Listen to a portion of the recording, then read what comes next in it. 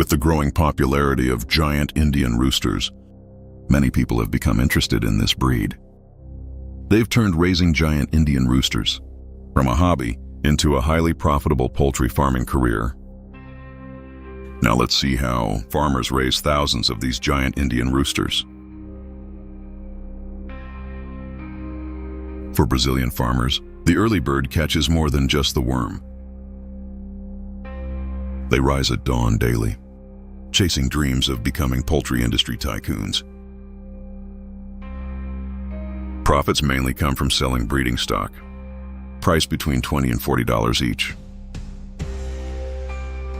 Each season, farmers raising 20 birds can earn $400 to $800, depending on price and quantity. Despite high profits, this livestock farming faces numerous challenges. Other than raising ordinary chickens, farmers engage in remarkably creative work. They raise giant chickens that can grow over 1.2 meters long. In Brazil, this breed thrives in the northeast and south, especially in Bahia and Rio Grande do Sul. The warm climate in these regions suits this heat-adapted chicken breed perfectly.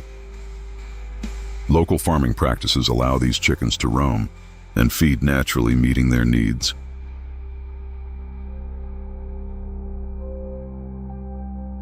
Known as giant Indians, they have long legs, featherless necks, and large feet. This breed stands over 1 meter tall and can weigh up to 5 kilos. Height is measured from the middle toenail tip to the beak tip. Their colorful plumage and massive size make them stand out anywhere. Giant Indian roosters often improve local breeds, boosting offspring size and health. This benefits small farmers aiming to improve their breed quality. They are also prized in chicken shows for their impressive physique. This offers farmers opportunities to diversify their income. Giant Indian roosters can fetch much higher prices at auctions, he said. A friend sold a chicken for $154,000 at an auction.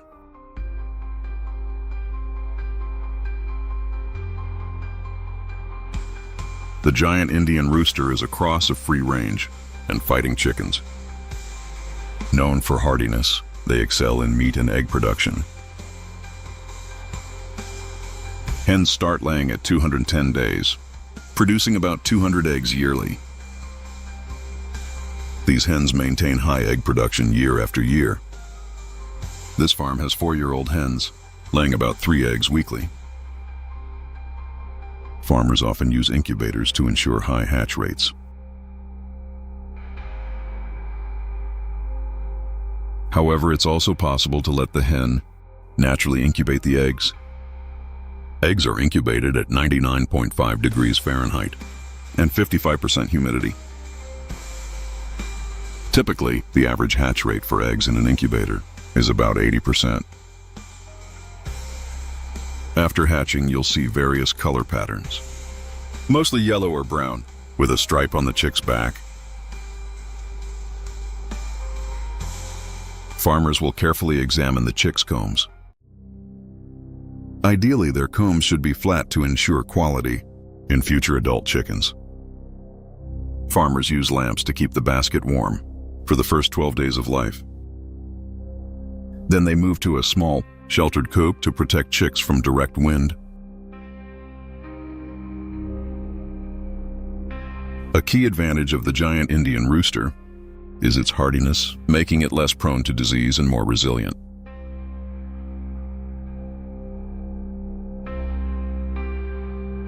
This makes them ideal for rural and small-scale farming with less controlled conditions.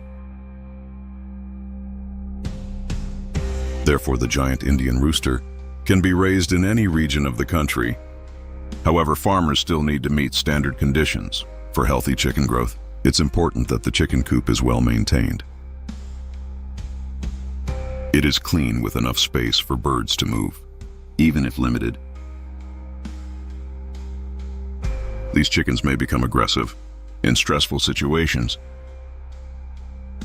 The giant Indian rooster needs ample space to prevent fights.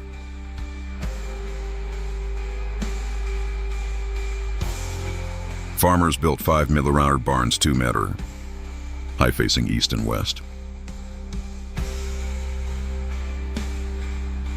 Hoops have 2 right-angled walls to shield from wind gusts. They use clay tiles or wood chips to absorb waste.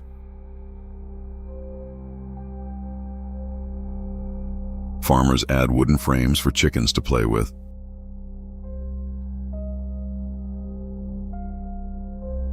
Tree branches are used as perches for the chickens.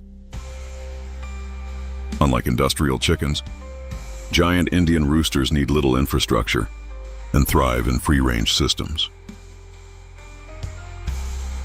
This cuts costs as the birds can forage for food, eating grass and farm byproducts.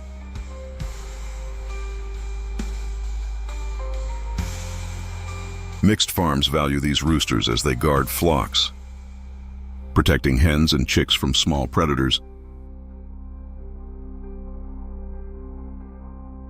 This trait makes them ideal for free-range farming. Giant Indian roosters adapt well to various climates and farming conditions. Their hardy nature makes them resilient to stress and environmental changes that affect other breeds.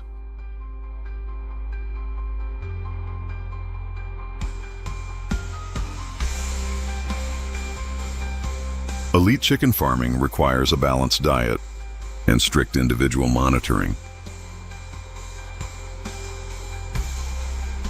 Their diet is the same as conventionally. Raise chickens with starter feed for day-old chicks. Farmers ensure more calcium and vitamin D. During the growing period, fattening feed for slaughter is added at the end of the rearing cycle. Brazilian farmers also focus on adding fiber to enhance food flavor. Fresh grass is often ground to ease chicken digestion. Farmers mix corn, bran and vitamin-enriched feeds in specific ratios. After mixing, the food is distributed in the chicken feeders. This is done daily to ensure chickens always have fresh food. It also helps ensure chickens get the nutrition needed for healthy growth. At 130 days old, these chickens are ready for slaughter. However, in specific breeding conditions, adult males can reach an impressive 8 kilo, while females can weigh up to 5 kilograms. Their economic value peaks during harvest, outshining traditional industrial chicken breeds. The breed's large size, firm meat, and high quality make it a premium market product. Farmers can sell these chickens at higher prices, especially in niche markets for specialty products. This generates more profit than industrial chicken, farming for meat or eggs alone.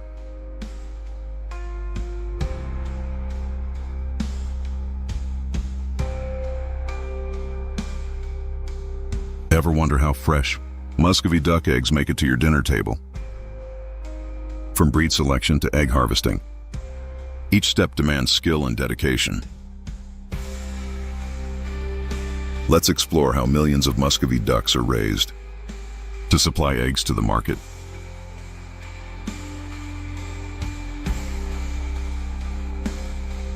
The Muscovy duck is a popular breed that many people choose to raise in Vietnam. Farmers often use small-scale, free-range methods to utilize surplus land and farm byproducts.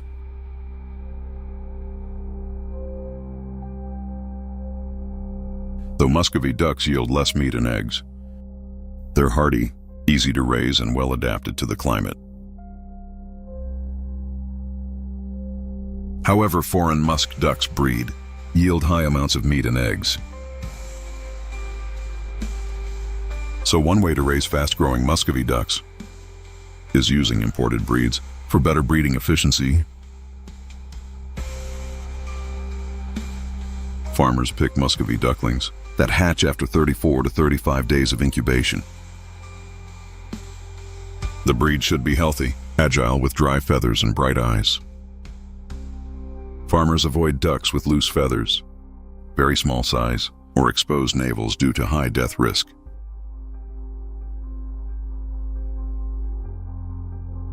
Male Muscovies grow faster and larger than females, making them more marketable. Thus, farmers raising Muscovies for meat choose males for better economic efficiency. In newborn flocks, males typically have large heads, long beaks, bigger legs, and are less flexible than females. To reduce mortality, Muscovy ducks are regularly vaccinated against cholera and protected from farmers collect eggs daily to ensure they're clean, uncracked, and undamaged. Eggs are hand-collected and processed before incubation. Farmers select uniform-sized eggs with thick shells, no cracks or deformities. Abnormal eggs aren't used for incubation due to low hatch rates. They use light to check egg quality, embryo presence, and for defects. During the first 2 weeks of incubation, farmers must turn the eggs regularly, about 3 to 5 times daily, for even embryo growth and to prevent shell sticking. Most farms invest in egg incubators for musk duckling incubation. Egg incubators provide stable temps, ensuring higher hatch rates than manual methods. It also minimizes environmental risks, ensuring better quality breeds. Incubators help farmers optimize breeding, boost productivity, and improve efficiency.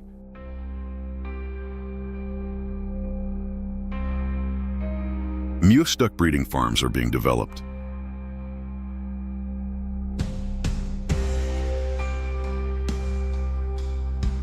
Farmers use fillers to control humidity, keeping the environment dry in humid climates like Vietnam.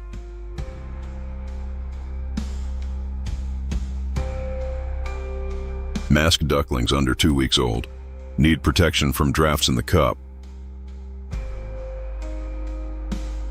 In cold weather, use incandescent bulbs to keep the birds warm. Farmers use 75-watt bulbs to light brooders, with 60-70 musk ducklings. Power. Lighting is needed until the ducklings are 1 week old. At 3 weeks, musk ducklings only need 16 hours of light daily. Each age requires specific temperatures to ensure optimal health. After 28 days, they can live in natural light and temperature conditions. Barns can be built sturdy for large-scale farming or simple construction. Farmers can use available materials like bamboo or wood for cages. Musk duck barns should be cool in summer, warm in winter, and draft-free. The barn floor is slightly sloped for easy cleaning and better drainage.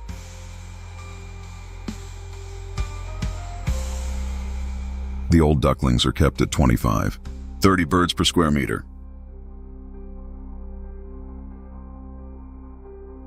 At 30 days or older, farmers keep about 5-6 ducks per square meter.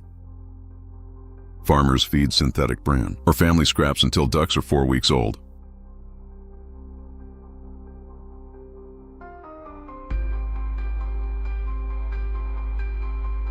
In cases where farmers use total confinement, pellets or homemade mixes, farmers can feed them freely, but usually split it into 2 meals. Make sure to feed them in cold weather. Farmers should keep food fresh to encourage the ducks to eat. If food is left over, reduce the amount next time. Muscovy ducks over 21 days old can graze in fields during the day. The farmers still need to provide dietary supplements. These birds aren't naturally aggressive creatures, but lack of protein can make them peck and bite each other.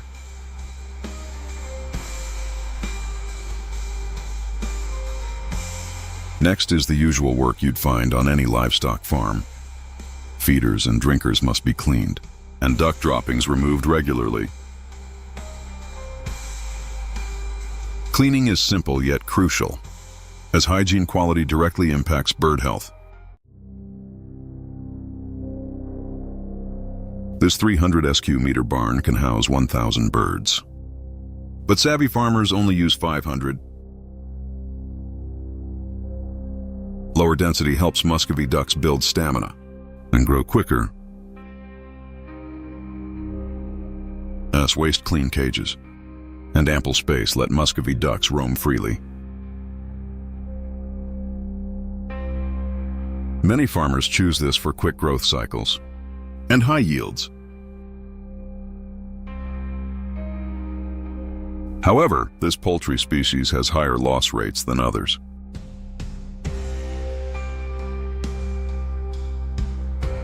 Farmers must spot unusual Muscovy duck symptoms to adjust care.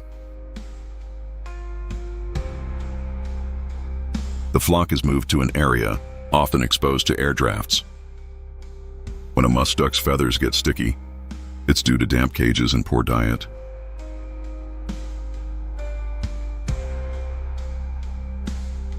This flock of 70-day-old Muscovy ducks is ready for market. Each duck weighs about 3.5 kg, 7.7 pounds.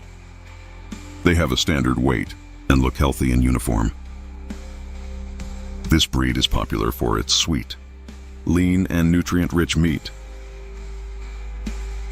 Organically raised, Muscovy ducks are especially in demand. Crab meat is mainly used in home-cooked dishes. Farmers harvest eggs 3-4 times yearly, based on farm size and care. Large farms can produce 50,000 to 200,000 eggs annually. Eggs are kept cool before shipping to maintain quality. Some musk duck eggs are exported to Southeast Asia and China.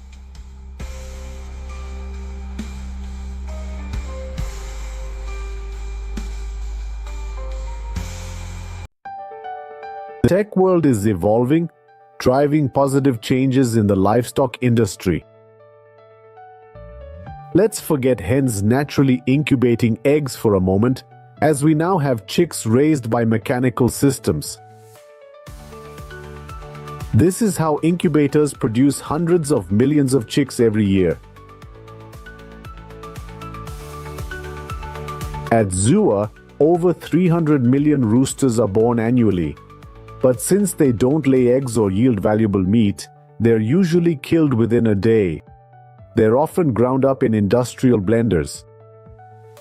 An estimated 6.5 billion male chicks are killed yearly, about 200 chicks per second.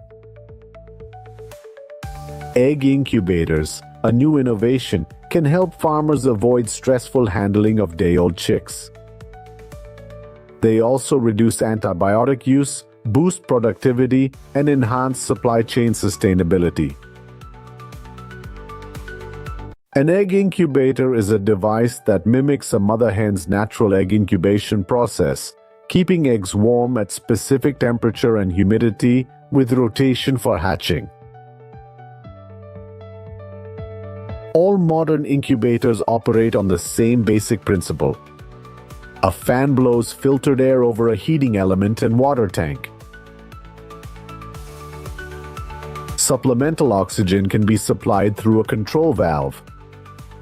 The egg incubator environment is strictly controlled. This is crucial for successful embryo development.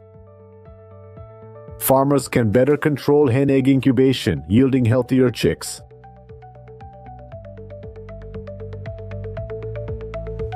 Industrial incubation uses single-stage or multi-stage methods.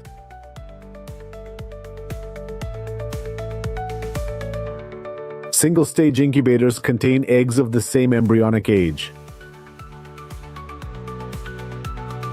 Farmers can easily adjust air for all developing embryos' needs. Meanwhile, multi-stage incubators hold eggs of various embryonic ages, typically 3 to 6 days old. Thus, farmers can't adjust conditions to suit all embryos' needs perfectly. With many age groups in one incubator, chicken eggs develop unevenly. The chicken egg incubation process starts by selecting suitable eggs for the incubator. Farmers pick healthy eggs to ensure quality offspring. Cutting-edge imported equipment streamlines hatchery operations. An autograder, processing 60,000 eggs hourly, sorts them into 2 sizes before incubation. Uniform eggs yield chicks of similar size and feeding capacity. On this farm, eggs are auto-collected from nests and sent to the hatchery. These robots handle eggs gently, reducing breakage and contamination.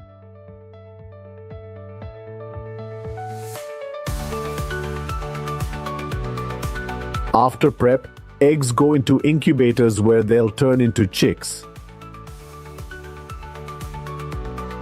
Modern egg incubators have digital displays and programmable controls. Users can easily monitor and adjust temperature, humidity, and egg turning. Incubators simulate a hen's cooling behavior with auto-cooling cycles.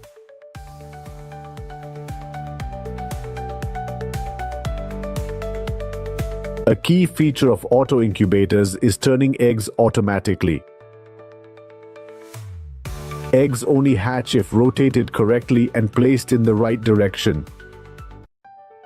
In nature, hens turn eggs for even heat and proper embryo growth.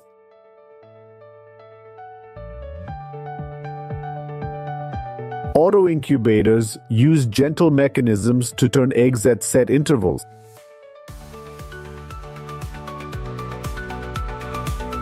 Some high-end incubators have built-in systems to rotate eggs carefully. Farmers typically examine hen eggs with light on days 5 and 13. They assess the embryo's development level during these examinations. Simultaneously, they evaluate the egg's overall quality and viability. Farmers typically examine hen eggs with light on days 5 and 13. They assess the embryo's development level during these examinations. Farmers typically examine hen eggs with light on days 5 and 13. They assess the embryo's development level during these examinations. They also identify and remove infertile eggs and dead embryos. This process helps determine proper incubator temperature adjustments. Temperature is crucial in the egg incubation process. Temperature is crucial in the egg incubation process. This ensures optimal embryo development and chick growth. The chick will peck a small hole in the shell and start poking its head out. The hatching process takes just minutes to finish, and your incubator will be full of chicks. Farmers will let the chicks dry off and fluff up their down. Newly hatched chicks can survive on nutrients from the shell for 3 days. Then the farmer provides food and water. Hatcheries should be at least 300 meters from the coop to prevent disease spread. This distance helps avoid transmitting pathogens from the coop to the hatchery. After hatching, chicks undergo stressful processes like sexing, vaccination, and beak trimming. The chicks are then loaded onto trucks and taken to the rearing facilities. This is a big challenge for farmers in ensuring animal welfare. During transport, chicks often lack access to food. Water and climate aren't controlled. First hatched chicks may go without food and water for up to 4 days. This causes high stress, especially in unfavorable weather.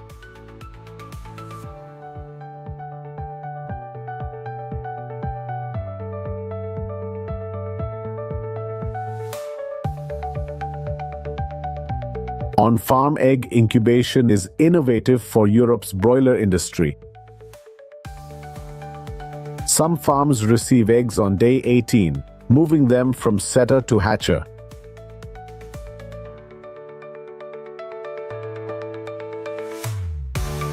Chicks hatch directly in their rearing facilities. Farmers avoid stressful post-hatch handling and transport. Chicks get immediate food and water, improving welfare and efficiency. Overall mortality has been shown to decrease by up to 18%. When chicks start eating right away, they gain weight faster, boosting slaughter weight by up to 4.4%. Quick access to food and water aids gut growth while avoiding pathogens during hatching and transport. This allows chicks to grow healthier.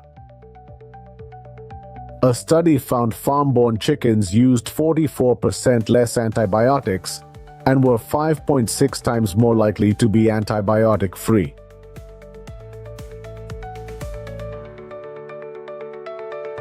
This is crucial for large-scale industrial chicken farms.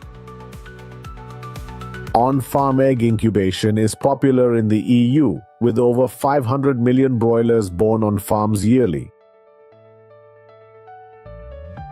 These devices free up workers for other tasks, ensuring quality and improving animal welfare.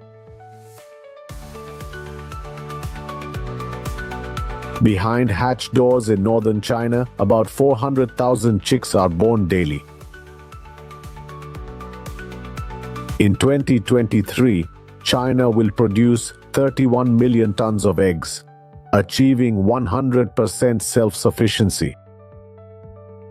Modern tech has made China's $37 billion egg industry the world's largest.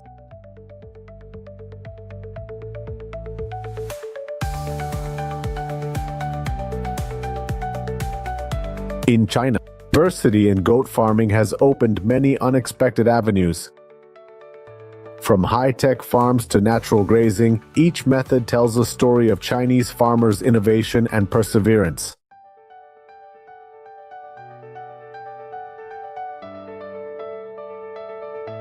The goat milk industry has grown rapidly in recent decades. Over half of goat milk products come from Asia, primarily China. Chinese farmers prefer goats as they need fewer resources than cattle or buffalo. Here, small-scale farmers often raise goats using limited land, family labor, and mixed farming.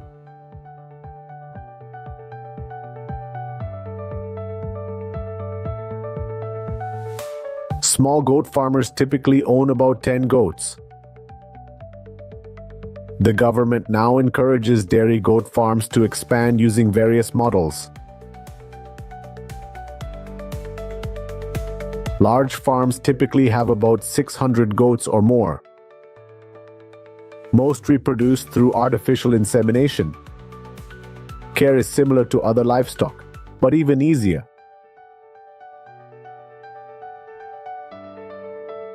In China, Saanen goats are popular on dairy farms. Some goats are hybrids of local and Saanen breeds.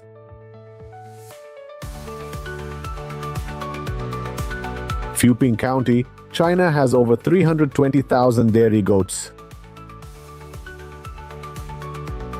Here, goats are kept and fed harvested crops.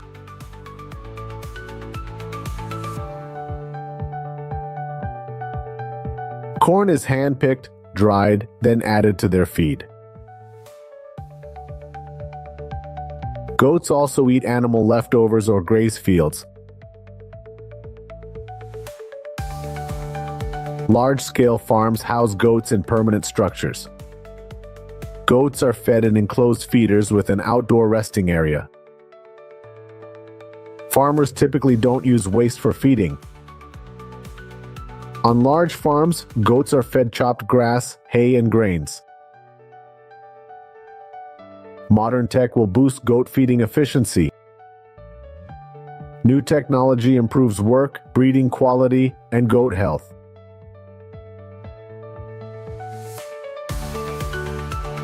Workers needn't visit barns to check on goats.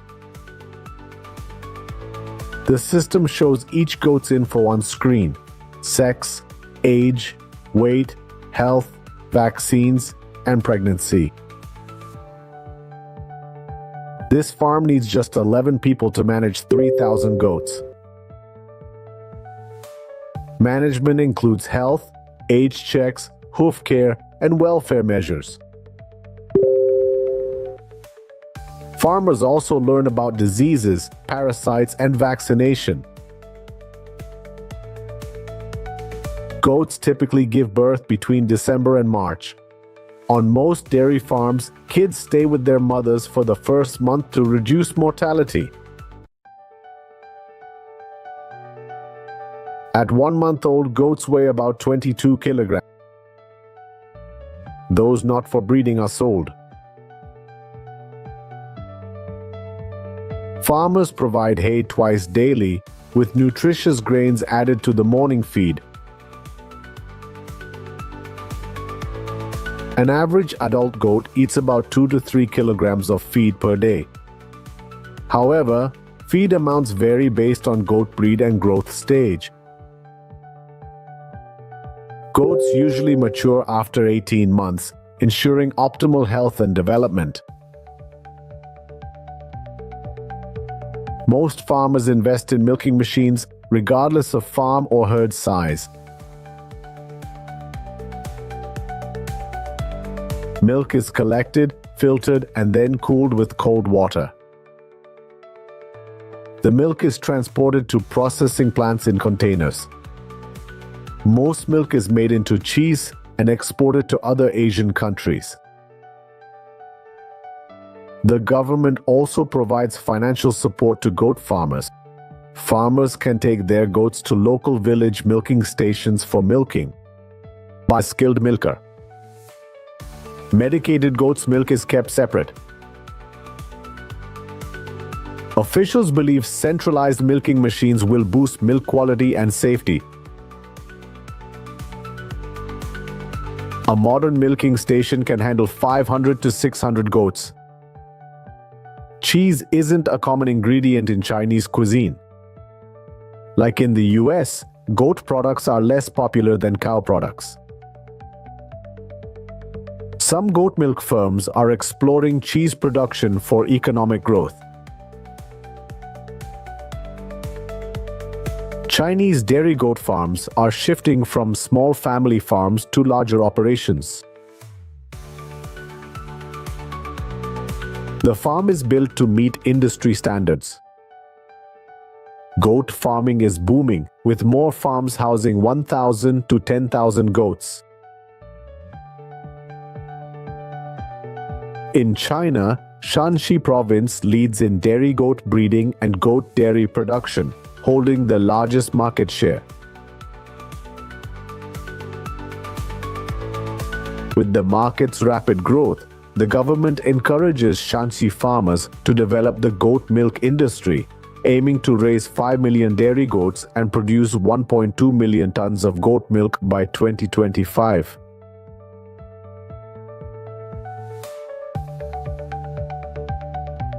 There are about 1 billion goats worldwide. China, India, and Pakistan have the largest goat populations. China alone has over 127 million goats. Goat farms in mountainous areas allow free grazing. Goats excel at foraging, using flexible lips, agile tongues, and nimble legs to reach nutritious plant parts. Farmers leverage goats' unique grazing abilities. This enables excellent production without added grain. Goats are a key livestock species in Guizhou province. The area's mountainous terrain and diverse plant life create ideal conditions for livestock farmers. As a result, goat meat production plays a crucial economic role in rural development. Experts say Boer goats crossed with local breeds produce superior meat hybrids.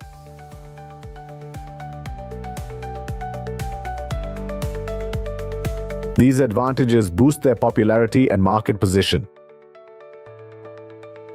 Goats typically give birth to 1 or 2 kids every 4 to 5 months. Meat goats are slaughtered at 10, 12 months old, weighing over 77 pounds.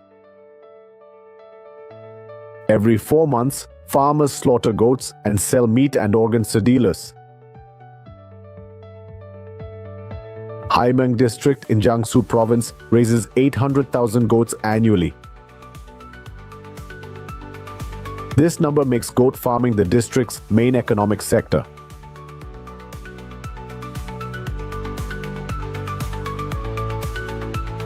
Exploring goat farming in China is like an adventure through diverse rich lands. From modern farms to small barns and grazing fields, all showcase farmers' creativity and persistent work ethic. Goats aren't the most profitable, nor are their products popular. Yet farmers persist, innovating in Chinese agriculture and animal husbandry.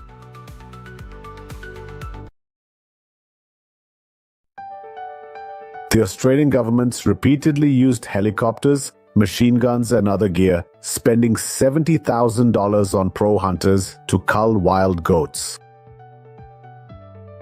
This is because Australia has over 6 million wild goats, mostly in New South Wales. They compete for pastures and eat vegetation that would otherwise feed and shelter native wildlife. Long-term, this could reduce plant diversity and risk desertification in many farming areas. With annual farm losses of $20 million, these hunters' work is crucial. During dry seasons, goats often migrate to farm dams, impacting water supply for crops and livestock.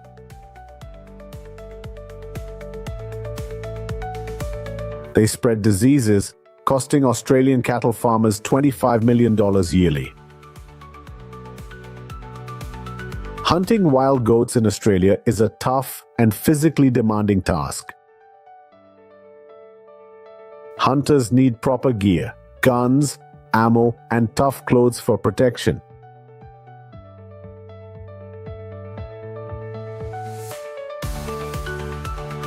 Once they have an idea where goats are, hunters use various tracking methods.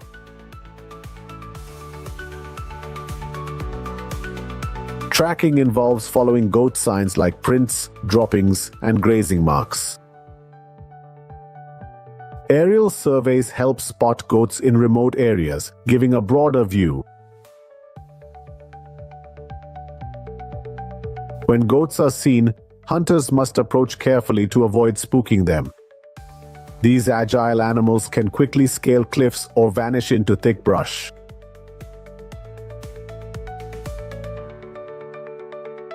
Often, a mix of pursuit, patience, and keen observation is needed to get within shooting range. After hunting goats, hunters typically field dress them and bring them back to camp for roasting. Wild goats have virtually no natural predators in Australia besides hunters, as the country is surrounded by sea and lacks large carnivores. Even dingoes, Australia's largest land carnivores today, rarely hunt goats. Initially, goats were brought to Australia by the British in small numbers in the 18th century. However, wild goats' ability to adapt to new environments rivals that of wild rabbits. Today, it's estimated that over 5.8 million wild goats exist in New South Wales alone. The goat population can double every 1.6 years as they birth 2-3 kids annually and resist harsh conditions well. That's why goats became lifesavers for many landowners in the region, while sheep and cattle perished. Many buy goats from remote farmers and breed them with boar and feral goats. They then care for them meticulously until they reach market weight.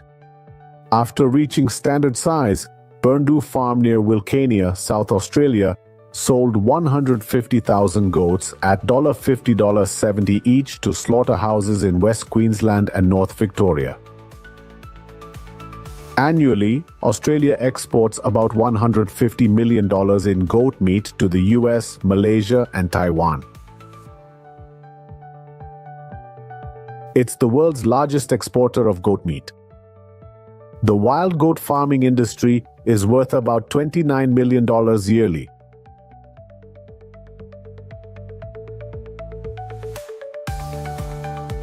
Australia has 1.7 million foxes across 80% of the mainland and over 50 islands. They're found sparsely in the tropical north and Tasmania.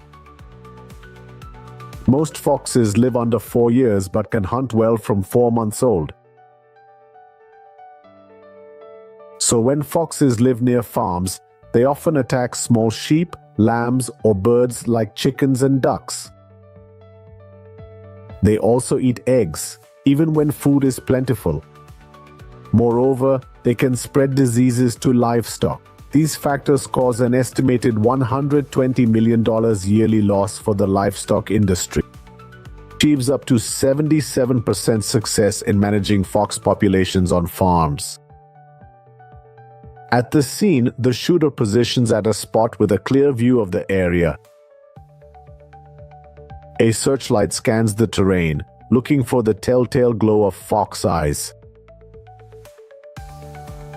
Hunters use fake distress calls to lure foxes into shooting range. When spotted, the shooter aims carefully, factoring distance, wind, and movement. Steady hands and patience are key for a quick, humane kill shot. The aim is to hit a vital area, chest or head, to minimize suffering. This hunt, 20 foxes were taken in 30 shots, a good result. Fox density is higher in forests, farms, and near cities with ample food and shelter. The Victorian government estimates up to 16 foxes per square kilometre in Victoria. Foxes have reportedly caused over $35 million in damage to irrigation systems and crops in Australia. With just 16 foxes per square kilometre, this farm has greatly reduced fox-related damage. Results improve at night since foxes are more active then. With yearly breeding, a 51, 53-day gestation, and 4-10 cubs per litter, fox populations can grow rapidly, forming large packs across Australia.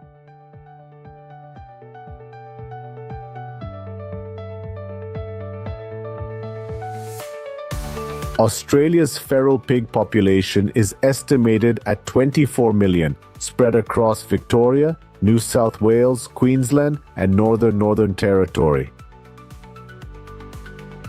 Wild pigs prey on sheep flocks, targeting lambs, especially newborns. They compete with livestock for pasture food and damage fences, irrigation, and farm equipment.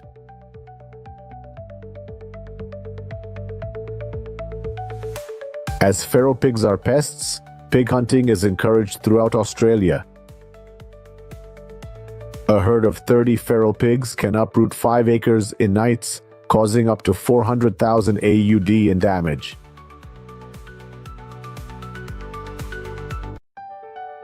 Australia spent up to 700 million AUD to clean waters and treat parasites spread by feral pigs.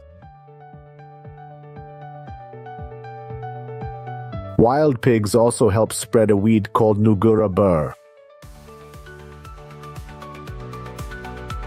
This weed harms Australia's 3.2 billion USD sheep and wool industries.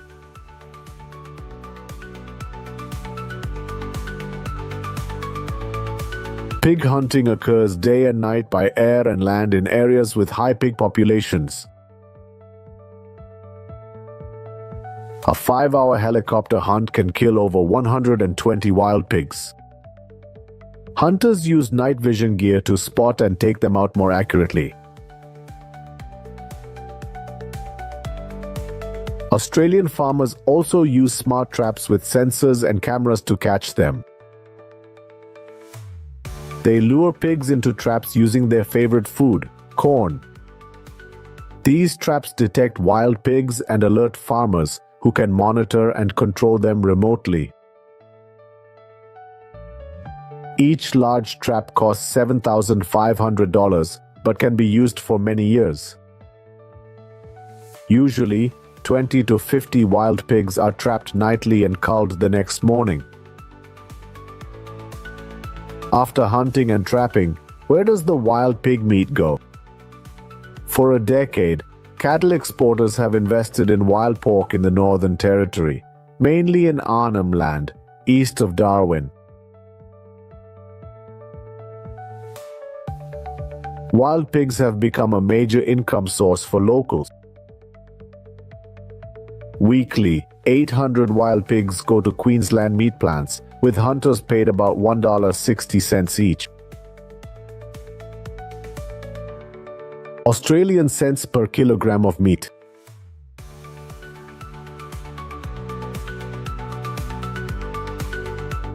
At first, beachgoers thought the swimming creatures were dogs.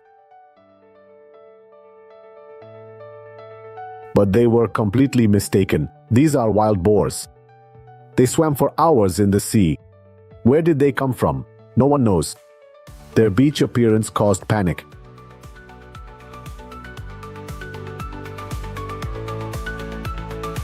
In Germany's depths, gunfire echoed, a relentless war. Millions of boars invaded Bavaria, challenging farmers. Central European boars, coarse fur, small eyes, sharp teeth. These invasive boars cause many problems. Wild boars can injure or even kill people. Southeast Germany's seen more boars in recent decades. Boars raided a Bavarian town, damaging cars and fences.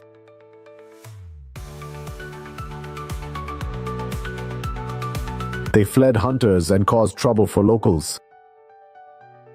Incidents escalated, prompting more police to be deployed to the city.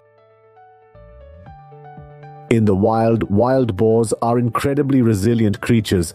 They thrive in almost any environment and can eat virtually anything. These traits make wild boars highly adaptable animals.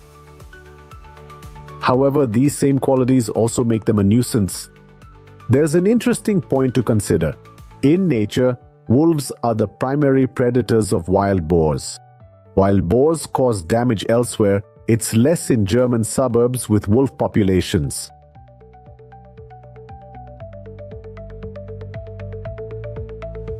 Unfortunately, wolves are scarce in major agricultural areas. This means there's no natural way to control boar numbers. A female boar can have 2 litters of 5-8 piglets yearly, worsening overpopulation. Births occur year-round, with peak births in winter and spring for most wild boar populations. Mother boars are extremely dangerous. especially when protecting their young, and can seriously injure you. In areas with abundant forage, reproductive rates can exceed the average. Without culling, the population would triple annually. Wildlife biologists warn this could quickly reach 30 boars per square kilometer. This would spell the end of the agricultural industry. Wild boars are large and fierce, some weighing up to 590 pounds. Their presence has deprived native species of food sources. Deer are among the species forced to leave when wild boars arrive. They've torn up bushes and swamps, leaving only bare soil. Plants can't adapt to this attack and can't regenerate fast enough. A wild boar herd can destroy an entire crop field in just days. They're also disease vectors carrying many pathogens and parasites. They defecate in fields, leaving fecal coliforms that endanger health.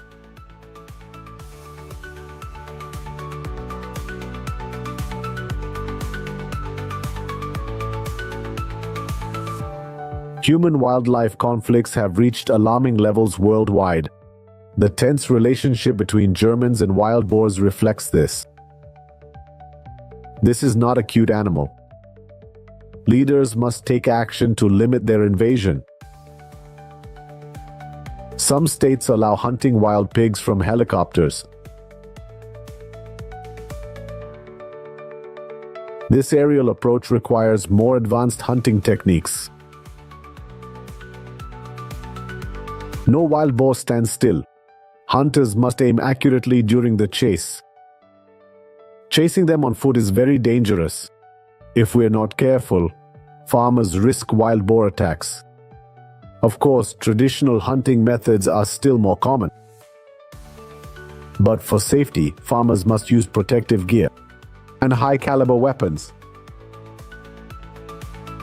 Central Europe's becoming a land of plenty, says the German Hunting Federation, as warmer climate boosts crop growth. Not just farmers, but invasive wild boars are thriving on this trend. Spring-born wild boars are growing exceptionally well. It's no surprise wild animals thrive in favorable conditions. But even during tough times like climate change, wild boars still benefit. For hunters, protecting crops from these brutal invaders is a serious concern. In Germany, a professional team assigns tasks to manage them. Hunters may be liable for farmers' crop losses if they fail to prevent wild boar damage.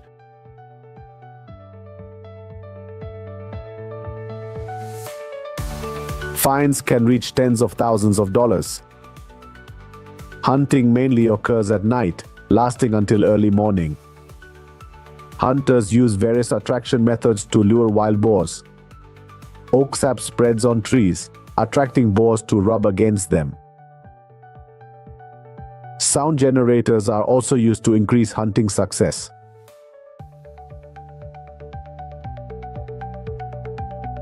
Guided safaris are always exciting and popular. Now, instead of waiting, the hunter controls the hunt. They actively track boars based on herd movement sounds. Skilled hunters can take down multiple boars in seconds. The hunter spotted, aimed, and precisely killed a boar. This job is only for fit and sharp individuals. He rushed uphill to stop the pigs from escaping. Each shot must be quick and precise, ensuring no boar escapes. Head or chest shots are preferred in boar hunting for higher lethality. Pro hunters handle high damage attacks as seen in today's results.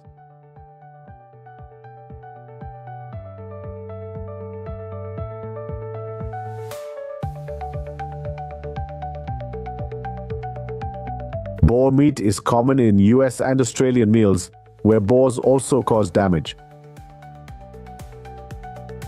However, in Germany, boar meat isn't popular due to radioactivity concerns. Boars are heavily impacted by Chernobyl's long-term nuclear fallout. Experts say boars store more radiation by rooting in contaminated soil.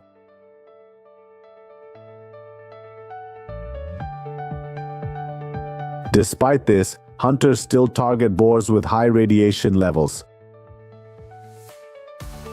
Last year, they brought in a record 640,000 wild boars. Following this trend, contaminated meat levels have skyrocketed. Wild boar meat is so radioactive it's deemed unsafe for consumption. It must be discarded and incinerated. Hunters aiming to serve wild boar carefully select their prey. The meat is then tested for radiation before use. They also focus on areas with fewer radioactive boars for commercial hunting. Sometimes selling to the government is more profitable than to stores. Germany's Atomic Energy Act incentivizes hunters to turn in radioactive meat. Captions by the Amara.org community. Ever wonder how fresh Muscovy duck eggs make it to your dinner table? From breed selection to egg harvesting, each step demands skill and dedication. Let's explore how millions of Muscovy ducks are raised to supply eggs to the market.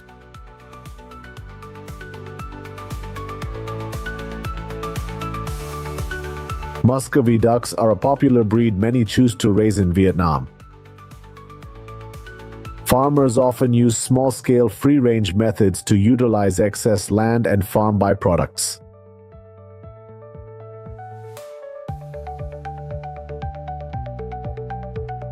While domestic Muscovies produce less meat and eggs, they're hardy and well-adapted.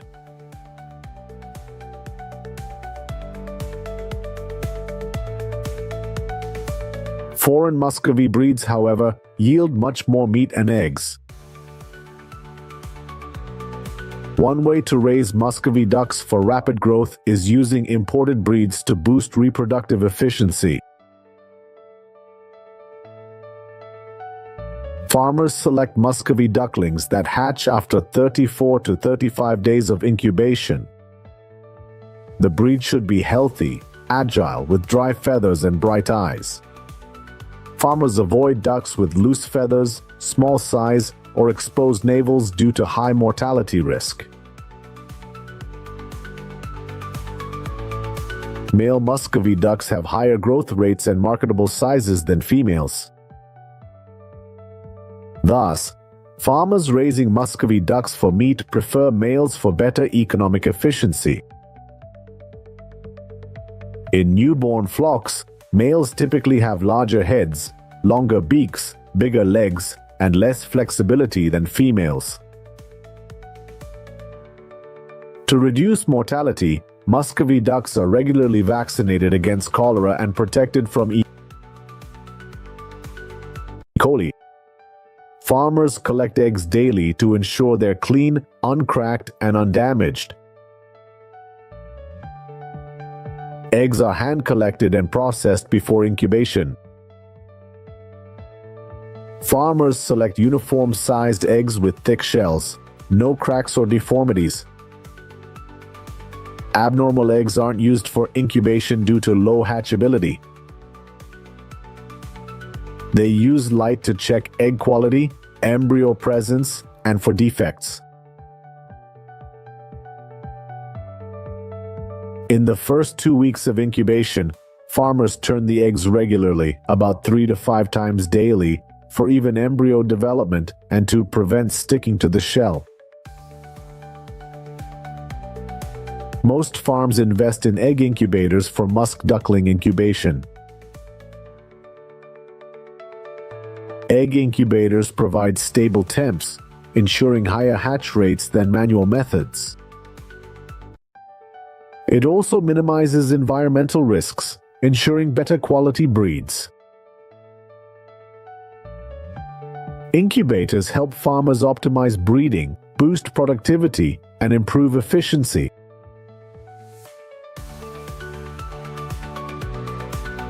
Musk duck breeding farms are being developed.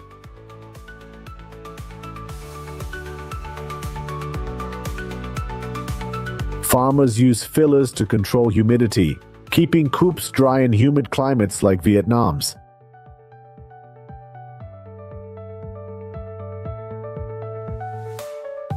Ducklings under 2 weeks old need protection from drafts in the coop. In cold weather, use incandescent bulbs to keep the birds warm.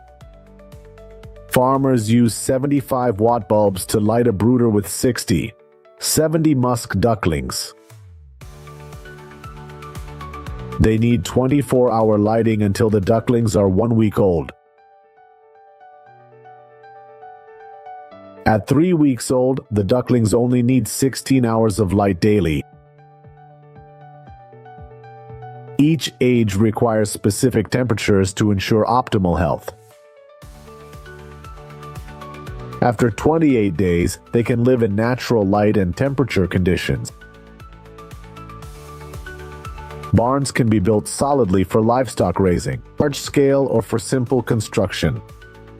Farmers can use available materials like bamboo or wood to make cages. Musk duck barns should be cool in summer, warm in winter, and draft-free.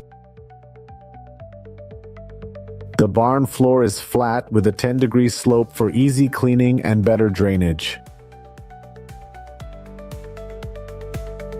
10-day-old ducklings are raised at 25-30 birds per square meter. At 30 days or older, farmers keep about 5-6 ducks per square meter. Farmers feed musk ducks synthetic bran until 4 weeks or use family food scraps.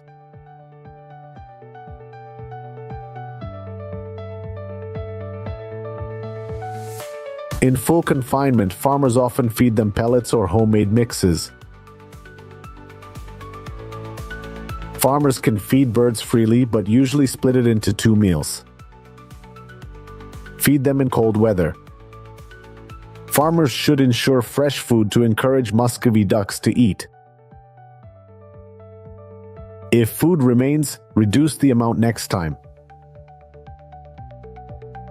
Muscovy ducks over 21 days can graze in fields for extra food. However, farmers still need to provide dietary supplements.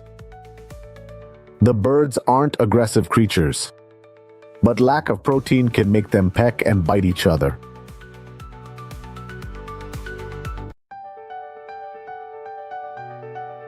Next is the usual work on any livestock farm. Clean feeders and drinkers and remove duck droppings regularly. Cleaning is simple but crucial for the bird's health.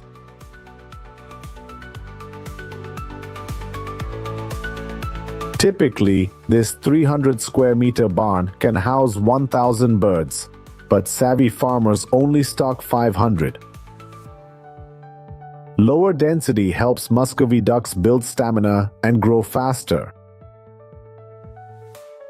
This reduces waste, keeps cages clean, and gives ducks ample space to roam freely. Many farmers prefer this breed for its short growth cycle and high profitability. However, compared to other livestock, these birds have a higher mortality rate. Farmers must recognize unusual symptoms in Muscovy ducks to make timely adjustments. The flock is often moved to an area exposed to drafts.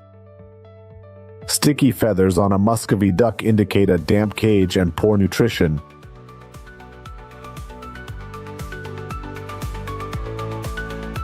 Captions by Amara.org community. This flock of 70-day-old Muscovy ducks is ready for sale. Each duck weighs about 3.5 kilograms. Besides standard weight, they have a uniform and healthy appearance. This breed is popular for its sweet, lean, and nutrient-rich meat. Organically raised Muscovy ducks are especially in demand. The duck meat is mainly used in home-cooked dishes. Farmers harvest and sell eggs 3-4 times yearly based on farm size and care conditions. Large farms can produce 50,000 to 200,000 eggs annually. Eggs are stored in cool conditions before shipping to maintain quality. Besides domestic sales, some Muscovy duck eggs are exported to Southeast Asia and China.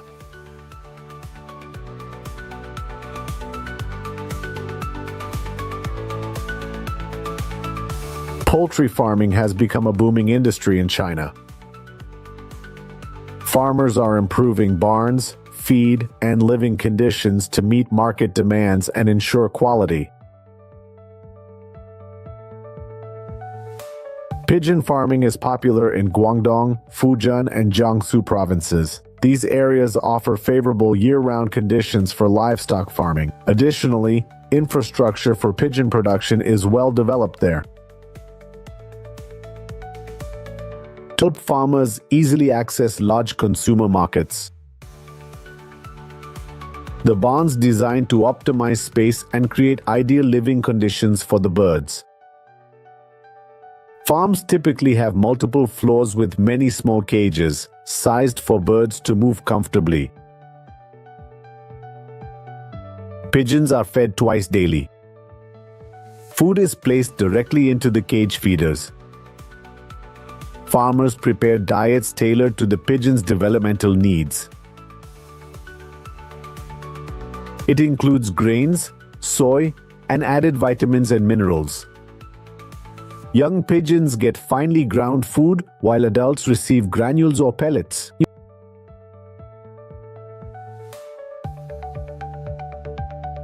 Farmers ensure barns stay clean, odor-free, and bacteria-free.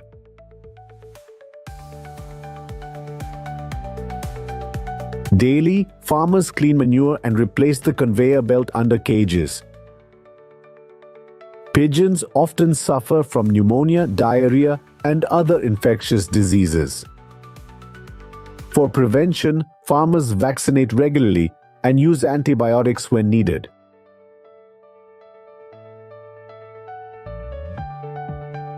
Reproduction is a crucial part of pigeon breeding. Pigeons start breeding at 5-6 months and can breed for 3-4 years straight. Each pair of pigeons usually lays 2 eggs per clutch. Farmers ensure a quiet, undisturbed environment for best hatch rates. The incubation process lasts about 18 to 19 days. After hatching, chicks are raised in ideal conditions for healthy growth. Some farms found high mortality rates in young pigeons after hatching. They need to find natural settings to help chicks through this tough time. The most common method is for farmers to let the chicks live in the mother pigeon's nest. The mother dove's natural warmth helps their chicks survive more easily. Meat pigeons are typically harvested at around 4 to 6 weeks old when the meat is tender and of high quality. Before harvesting, farmers check and remove pigeons that don't meet the requirements. The pigeons are then captured by hand and placed in temporary cages. A large portion of the pigeons are sold to food processing facilities. Here, the pigeons are slaughtered, cleaned, and processed into various nutritious dishes. The demand for pigeon meat is growing rapidly, especially in major cities like Beijing and Shanghai. According to statistics, domestic consumption increased by over 15% between 2018 and 2023. Pheasant farming in China is common in provinces such as Shandong, Henan, and Guangdong. These areas offer ideal climate and environmental conditions for pheasant breeding. Pheasant farms in China vary in size, from a few hundred to tens of thousands of birds. In 2023, major farms in Shandong province produced about 1.5 million pheasants, boosting domestic and export markets. Pheasant farms are typically divided into areas for young birds, adult birds, and egg laying. Each barn can house 20 to 50 birds, depending on the farm's size and conditions. This setup allows for better management and care at each development stage. Most pheasants graze freely around the farm. Outdoor activities promote more natural development in pheasants. Grazing also helps improve the quality of pheasant meat. Some farmers even play music for the pheasants while they graze. Farmers regularly check the birds' health, watching for early signs of issues. They implement preventive measures, diseases, and provide needed nutrients. Farmers often mix pellets with corn and rice bran. This is the main source of energy and nutrients for bird development. Based on age and growth stage, pheasants are usually fed twice daily. Housing and bedding are changed regularly to prevent bacteria and parasites. Egg-laying pheasants need calcium and protein-rich diets for shell formation and breeding health. Chicks need to be kept warm for the first few weeks after hatching. Heaters or heat lamps maintain stable barn temperatures. This step is crucial as incubation and feeding affect mortality rates and flock quality.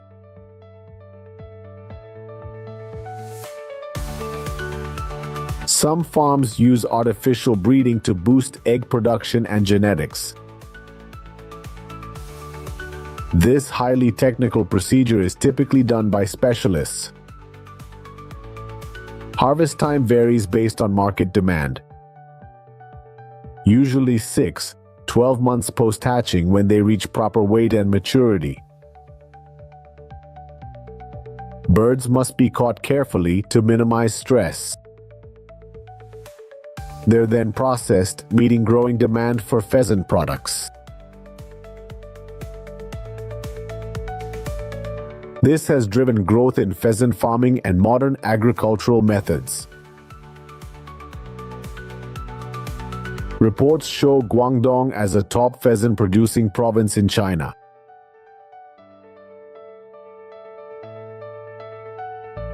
By 2023, Guangdong will produce about 2 million pheasants, a large share nationally.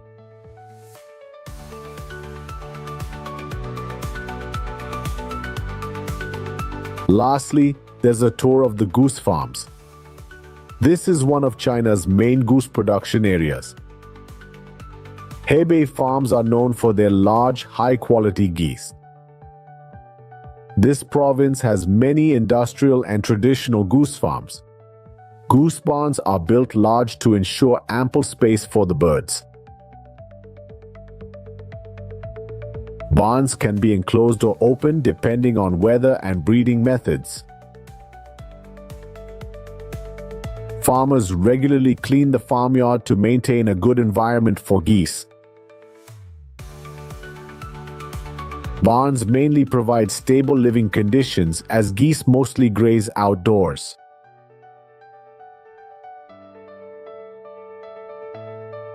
Farms focus on selecting good breeds and managing breeding environments. This impacts the overall yield. Geese are vaccinated against common bird diseases before entering the farm. The diet consists of grains, pellets, and greens. Geese need frequent small meals throughout the day to maintain stable energy levels. So farmers often provide food in grazing areas. Geese need lots of water to digest food and stay healthy. Most of their water comes from lakes and ponds.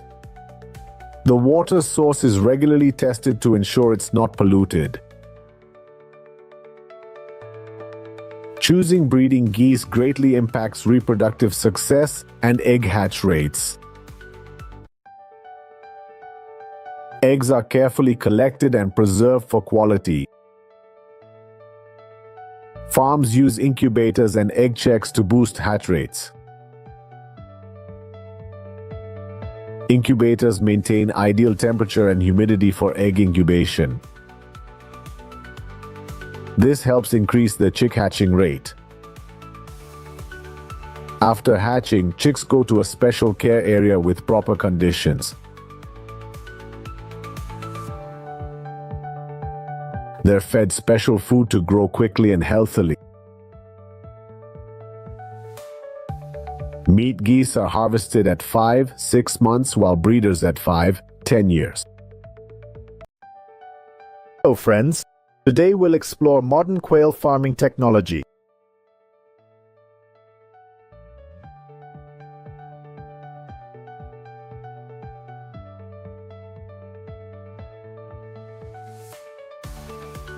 First, we'll visit a farm with thousands of quails to see how it operates. This is what happens inside the incubator. Qualified eggs are placed here and chicks hatch in 15 days.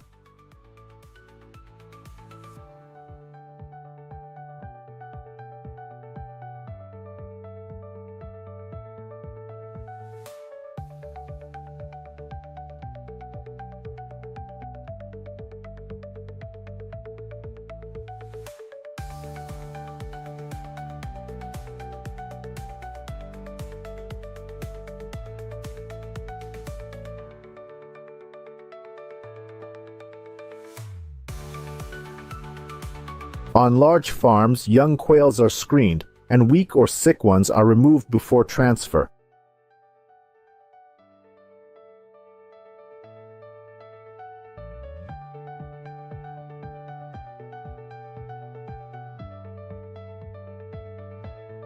These young quails may also be transported to other farms if needed.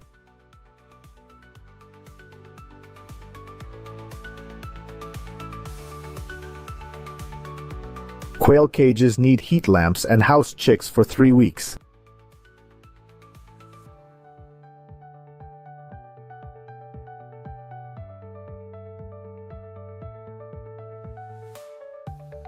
At 3 weeks, quails move to special cages holding 50 birds each.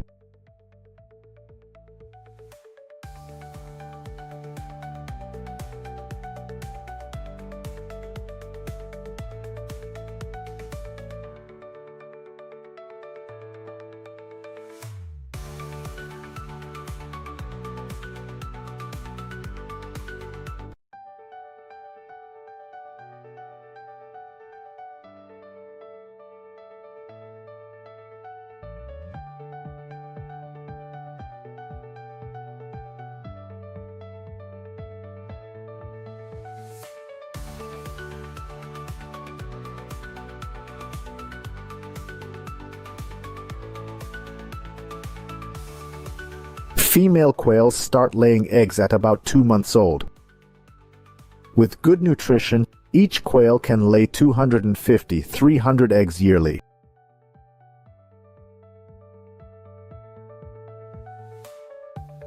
Here, egg harvesting is automated with a state-of-the-art equipment system.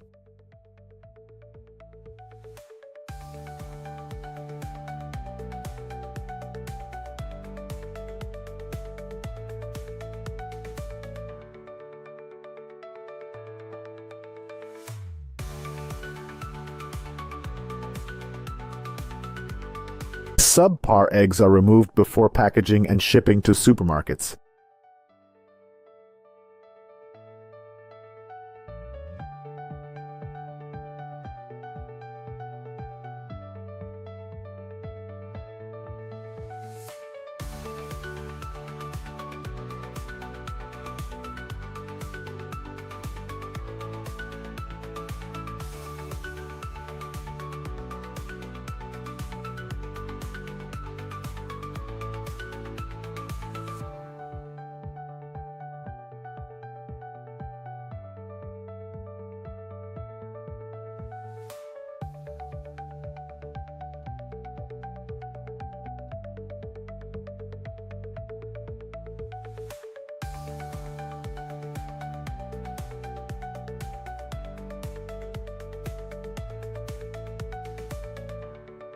Besides raising quail for eggs, farms also breed them for meat production.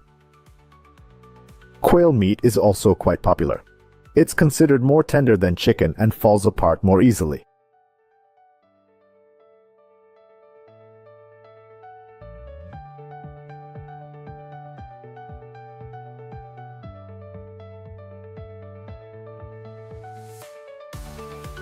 What do you think of this farm's quail egg production and harvesting process? Share your thoughts in the comments below. That's all for now. See you in the next video.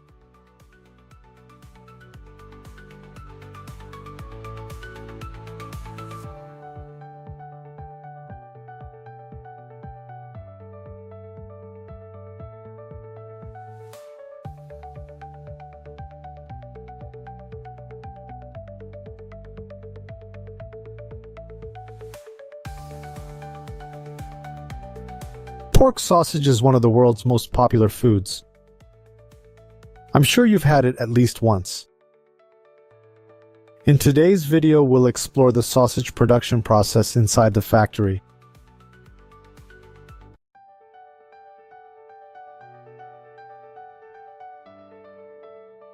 The first step is ingredient selection. These pigs are transported to the pork processing plant.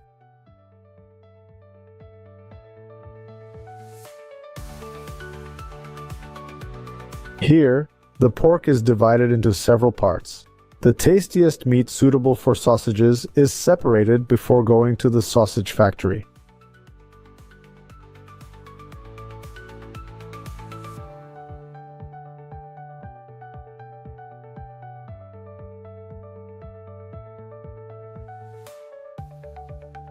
This is what happens inside the sausage factory.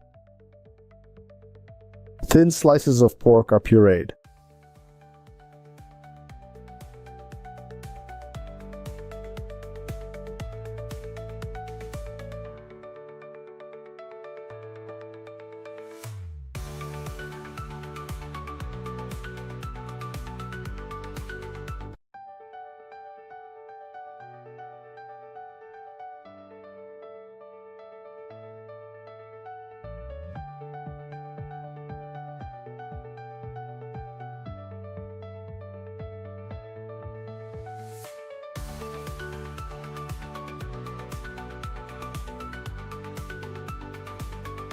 Water and necessary spices are added to flavor the sausage.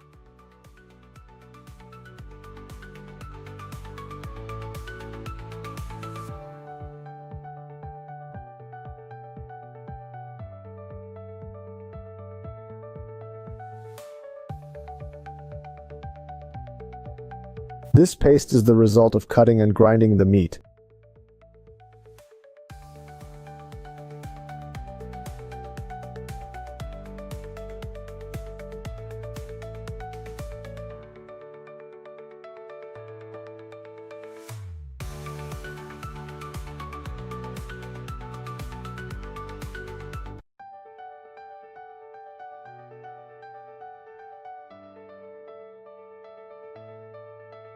This machine can make 2,000 sausages in 1 minute.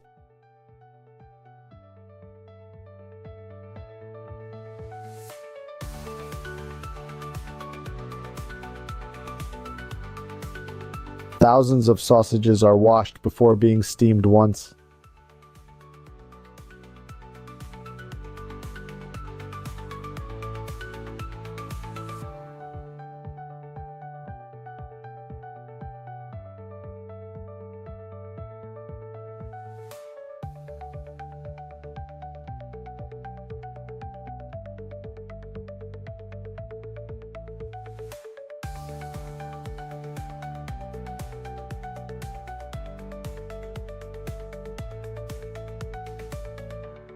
The final step is packaging and delivering sausages to stores and supermarkets. What did you think of the sausage making process? Tell us what you think in the comments. See you later in our next videos.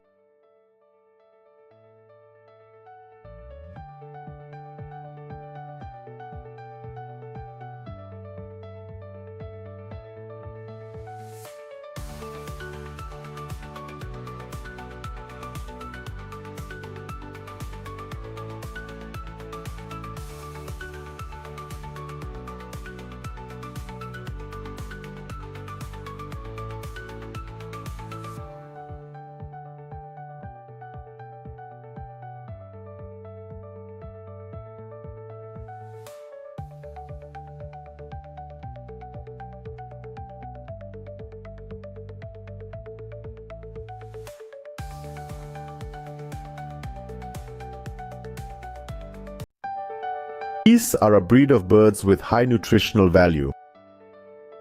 As a result, goose meat is pricier than other poultry. Unlike other birds, young geese often graze in pastures, not closed farms.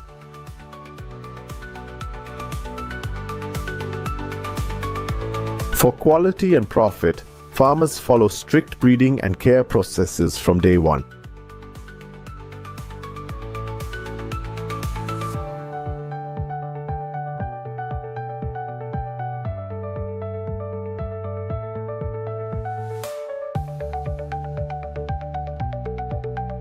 Goose eggs are carefully collected and selected before incubation.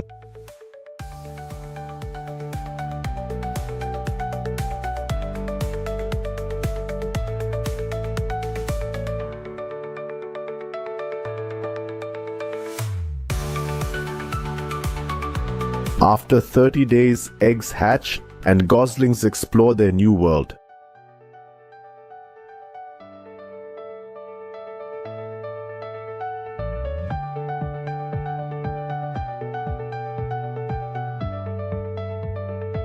Day-old ducklings and goslings are hard to tell apart.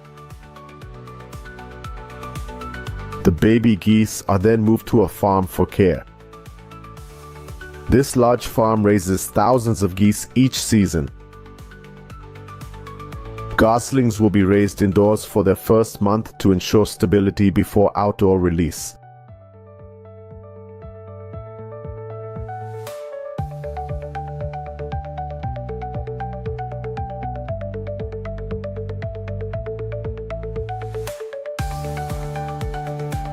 There are about 4 to 5 main goose breeds commonly raised on farms. White geese are most common, raised for meat and feathers, reaching 6 to 8 kilos.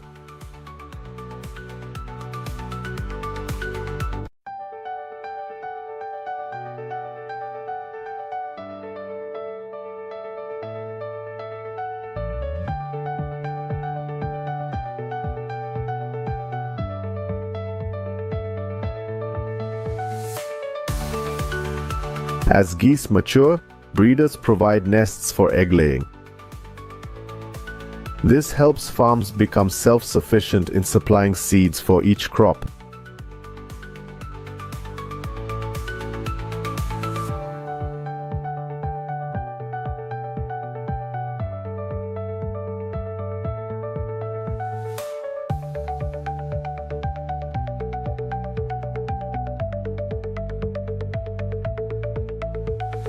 In France, a breed weighing up to 22 kilos is raised solely for liver harvest.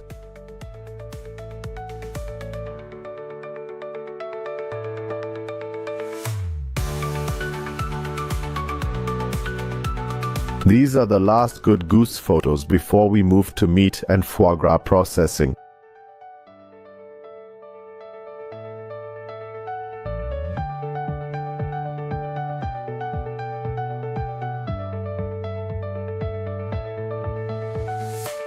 This is the reality of the current goose raising industry for liver harvesting.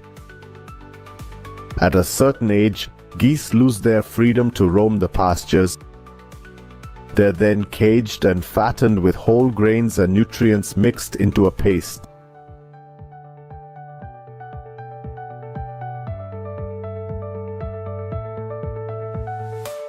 This mixture is pumped into the goose's gut to maximize nutrient absorption and liver growth.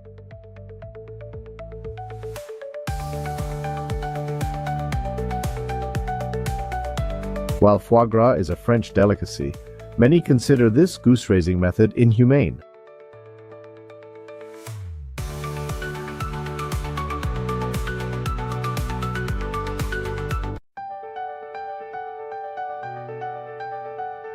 This is the end result of the goose farming process.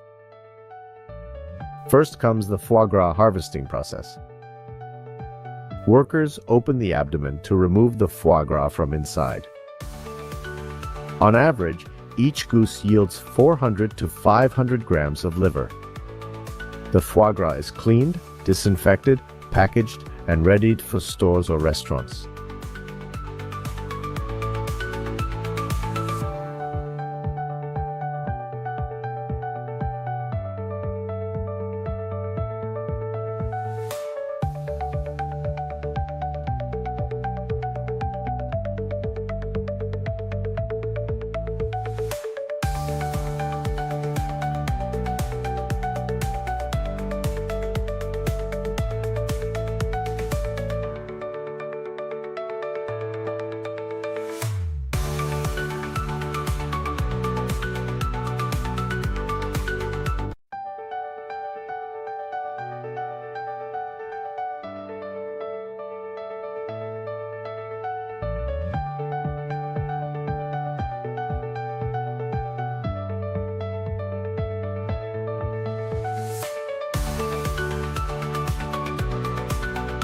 Next, we'll look at goose meat processing.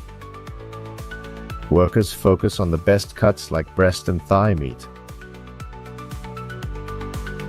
Remaining bones are ground for easy packaging and processing.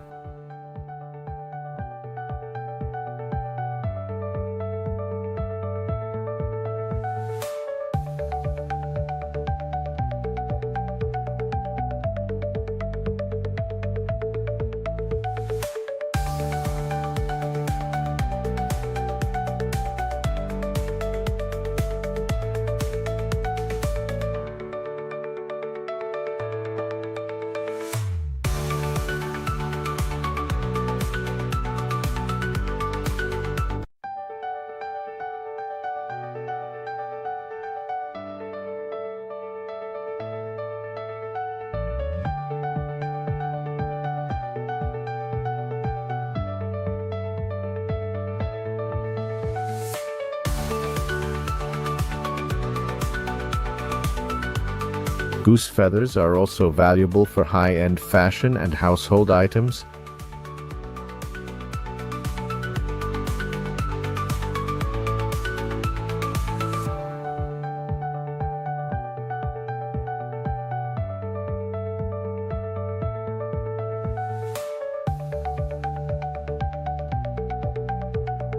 Thanks for watching our video.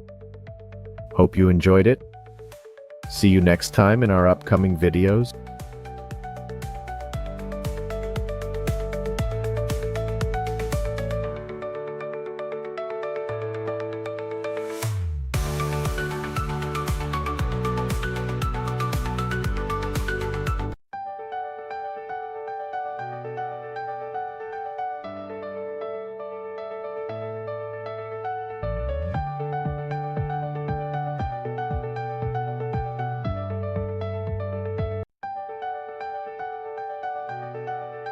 Beyond small operations, dog farming in many countries has undergone significant changes. Asian farmers earn millions annually from dog farms.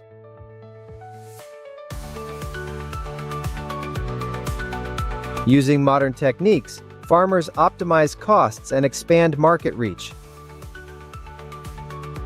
Dog farming has become a multi-million-dollar industry. Fast-paced dog farming in South Asia has unique features rarely seen elsewhere. Farmers often herd thousands of dogs across various fields for food.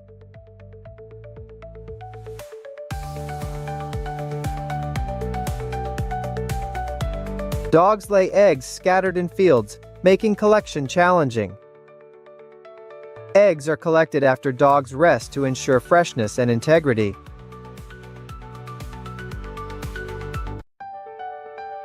In Vietnam, dog farming for meat is one of the most thriving industries.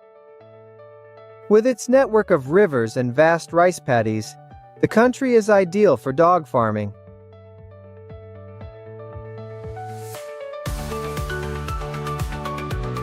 According to the Ministry of Agriculture, Vietnam's dog population reached about 80 million in 2023. This makes Vietnam a major supplier of dog meat, both for domestic use and export.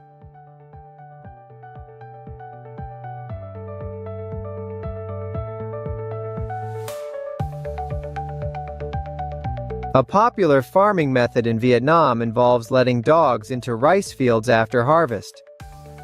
Post-harvest, the rice paddies become an ideal feeding ground for the dogs. The dogs' steps stir up the muddy water, revealing fallen grains, insects, and small organisms.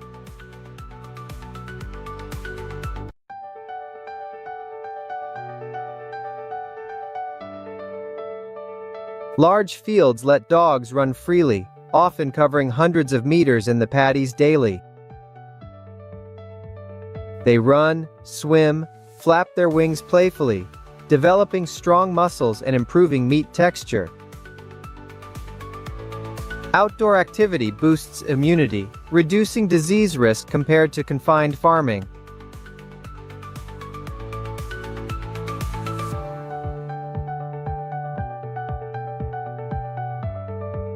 Free-range dogs have firmer, tastier meat with significantly lower fat content. This makes them attractive even to the most demanding markets.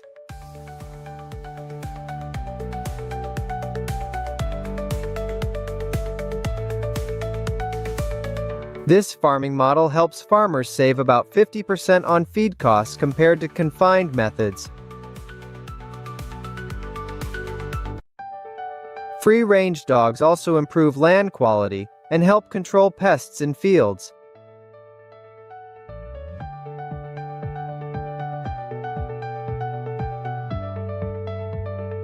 Farmers supplement natural food with rice bran, cornmeal, and vitamins for uniform growth.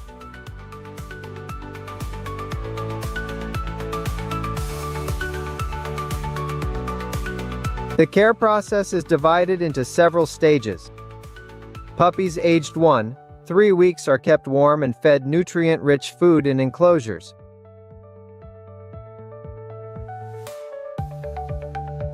From weeks 4-8, puppies roam fields, enjoying natural food and open spaces for exercise.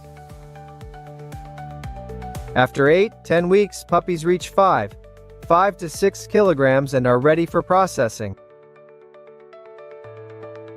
Dog meat in Vietnam is consumed in large quantities in households and exported to markets like Japan and South Korea. In 2022, Vietnam exported over 22 million expensive meat loins, generating thousands in revenue.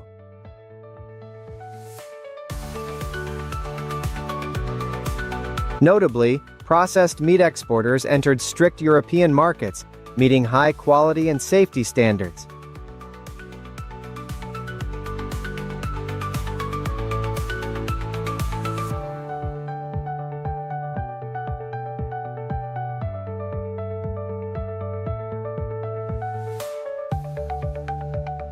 China leads Asia in cat egg production, about 40 billion eggs yearly. With Vietnam, Thailand, and Philippines, they produce 80% of global meat, showing cats' cultural importance in Asia.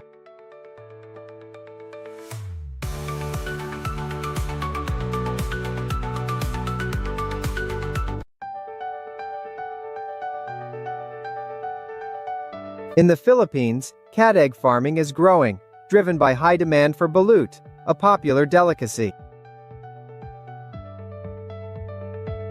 Promoters of this dish encourage farmers to invest in large cat farms, providing stable, sustainable income.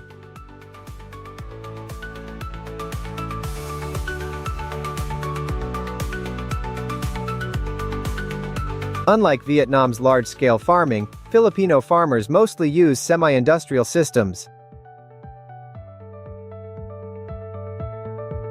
These farms have well-ventilated houses with wood or mesh walls for easy cleaning and drainage.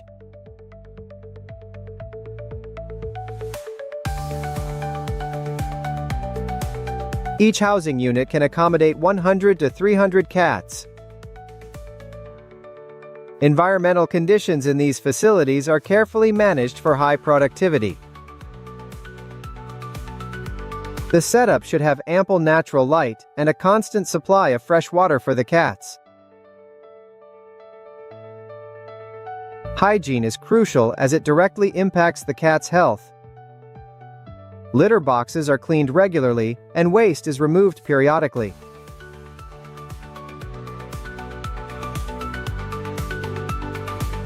Cat food in the Philippines includes protein-rich commercial feed with rice, greens, and rice flour.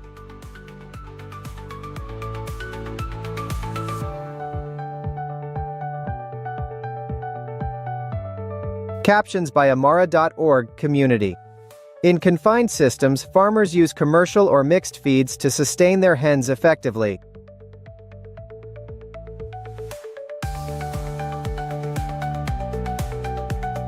Farmers can feed hens freely, but usually split meals into morning and afternoon feedings. Feeding is typically done during the coolest hours of the day. Hens are not aggressive animals. However, if farmers don't provide enough protein in their diet, hens may start pecking each other.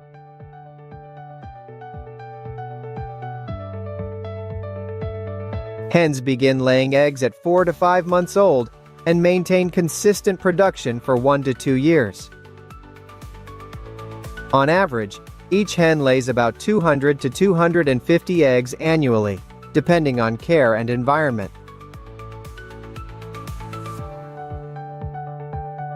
Farmers usually collect eggs at least once a day. Egg containers are lined with straw or dry leaves to prevent overheating. A flock of 1,000 hens can produce approximately 700 to 800 eggs daily. After collection, eggs are graded by size and quality. Some eggs are sold in traditional markets, grocery stores, and supermarkets, while others are processed into balut, a higher value product.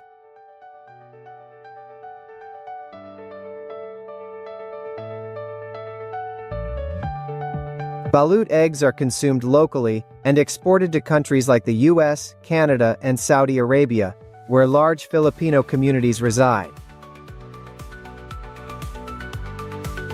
The Philippines exports millions of duck eggs annually, generating over 25 million in income.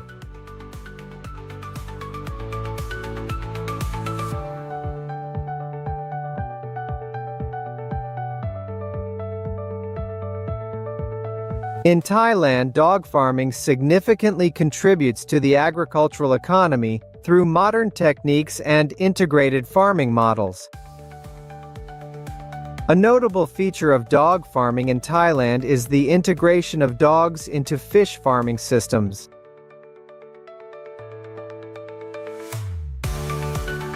Dogs roam freely on the banks, eating algae and plankton while helping control weeds and pests in the water.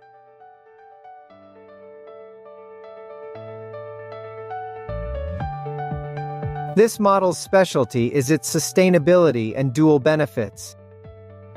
Dog farming provides a natural nutrient source for fish, reducing the need for commercial feed.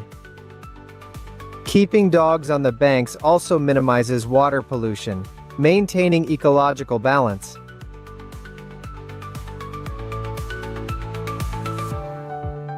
Farmers in Thailand actively breed dogs using incubators. They select eggs uniform in size, thick-shelled, and free from deformities for hatching.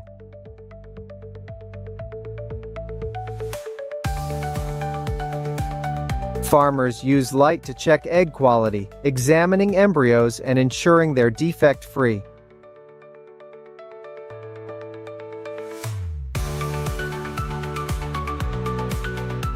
In the first 2 weeks, eggs need turning 3-5 times daily for even embryo growth and to prevent sticking.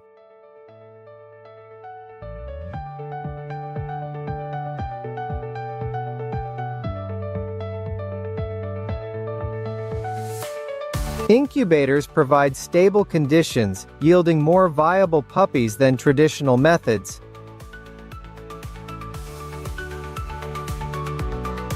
They also minimize environmental risks, ensuring healthier, higher-quality puppies.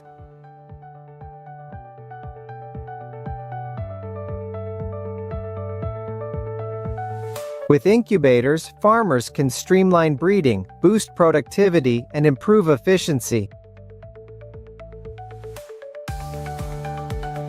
High-quality puppies also reduce post-season losses for farmers.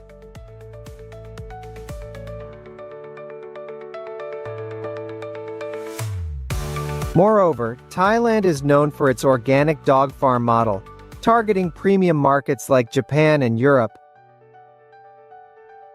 These organic dog farms strictly adhere to international standards, ensuring no use of antibiotics or growth hormones.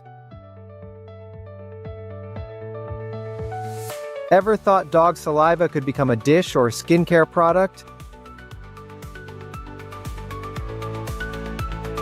Its high price makes it a popular gift in Asian countries. In this video, we see farmers who've made millions breeding and producing dog nests. Edible dog nests are found only in South and East Asia. They don't use tree materials for nests, but make them entirely from their own saliva. These dog nests are edible and prized for their nutritional benefits. In nature, dog nests are found at the bottom of caves. Swift farmers must climb dark walls to feed the birds. As demand grew, indoor nests were built to create ideal swift habitats. Malaysia alone has an estimated 30,000 swift bird nest farms. Swift nest farmers contribute $400 million to the national economy. In recent years, swift nest prices have soared due to consumer demand. This has spurred farmers and the government to boost production through conservation and indoor farming. Most swift nest farms focus on building structures to attract swifts to nest.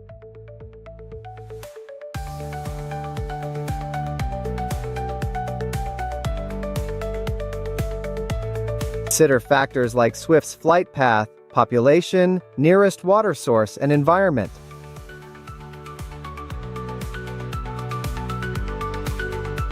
Farmers should check if the birdhouse area has native bird species that are part of the ecosystem, as other birds might be drawn to the birdhouse by specific sounds.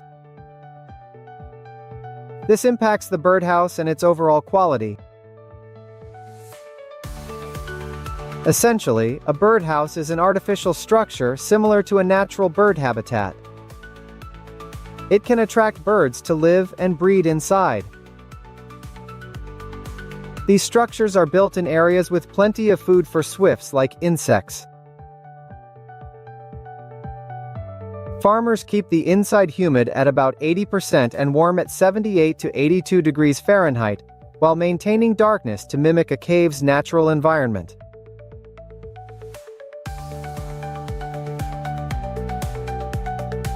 When designing a birdhouse, consider the bird's physical and behavioral needs. The garden will have holes for birds to enter and exit. Meanwhile, larger animals will be kept out. The most fascinating aspect of this bird species is its nest. They build nests with stretched, stake-like strands of dried saliva from salivary glands.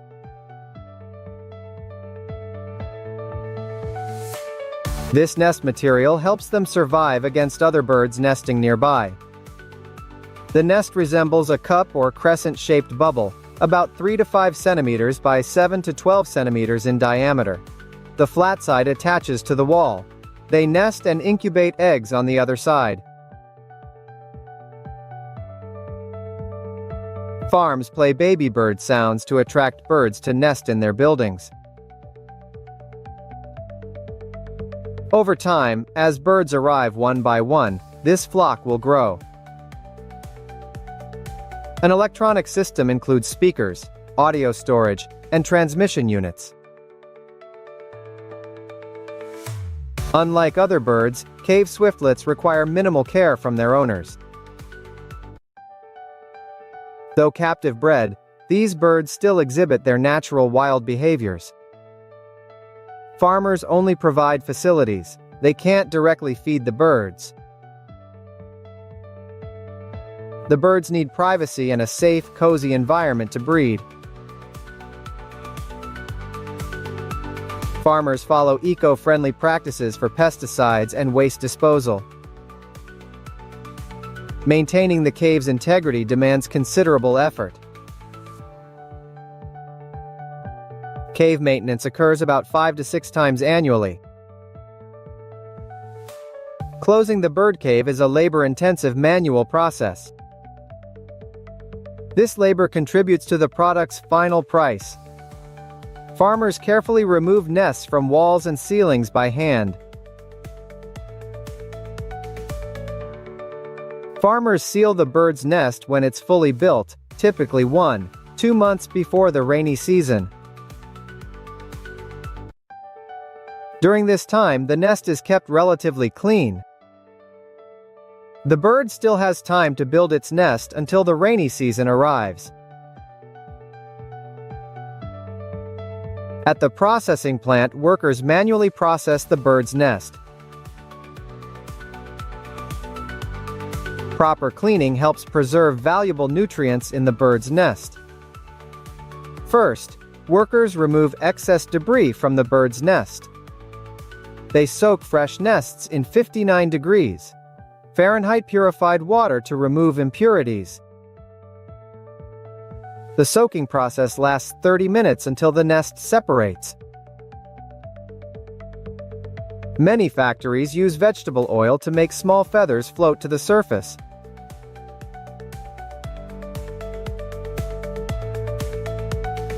This simple method is suitable for large-scale production processes. It has potential for wide use in bird's nest product processing.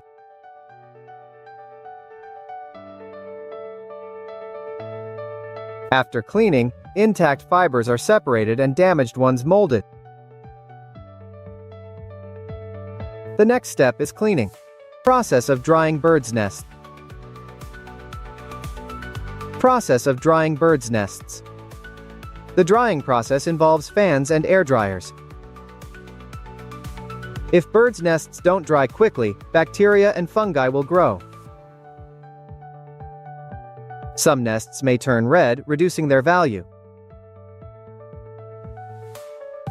Besides local use, birds' nests are popular export items. In Vietnam, 100+ workers ensure birds' nests are exported to China.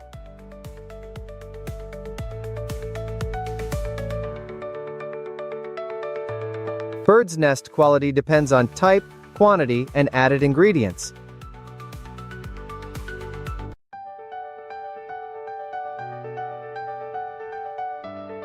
Though pricey, birds' nests remain popular in Asia for health benefits.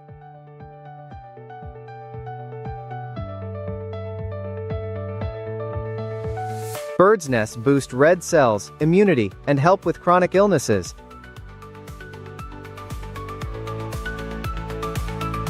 In southern Mount Kinabalu, Malaysia, water has flowed for millions of years, creating one of the planet's largest cave systems.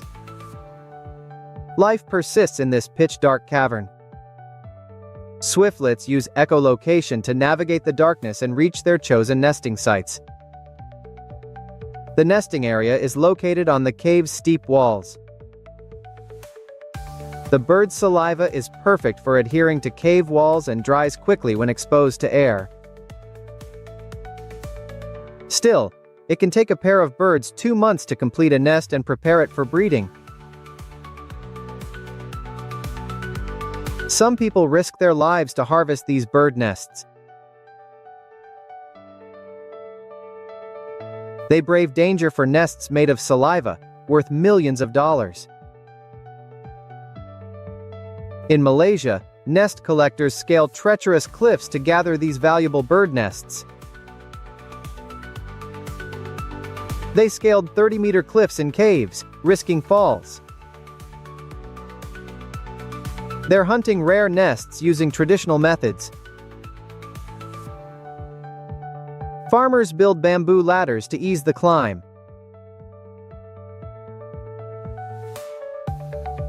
Skilled nest hunters often free climb using hands and feet.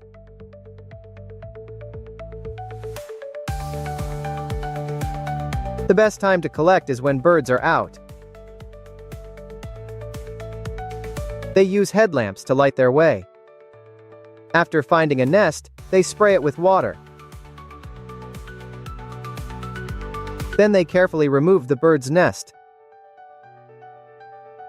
Birds rebuild nests in 15 days after old ones are taken.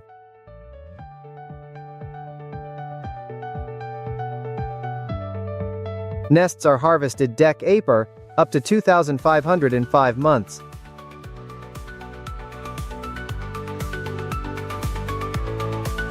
Collectors are careful not to take nests with eggs.